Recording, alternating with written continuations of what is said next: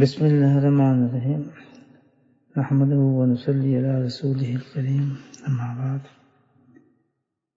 منہ بغل مبارک و منہ زیر ناف مبارک کی سنتیں۔ زیر ناف و بغل و ناک کے بال لینا چاہیے، بخاری و مسلم۔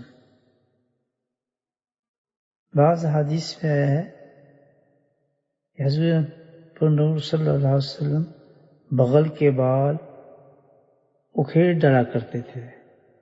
واللہ عالم مدارج النبوت۔ منہ زیر ناف صاف کرنے کے بارے میں بعض احادیث میں آیا ہے کہ حضور پر نور صلی اللہ علیہ وسلم ان کو مونڈتے تھے، اور بعض میں آیا ہے کہ نورا استعمال فرماتے تھے۔ واللہ عالم مدارج النبوت۔ اللہ پاک ہمیں نبی پاک صلی اللہ علیہ وسلم کی تمام پیاری پیاری سنتوں پہ عمل کرنے کی توفیق نصیب فرمائے۔ آمین۔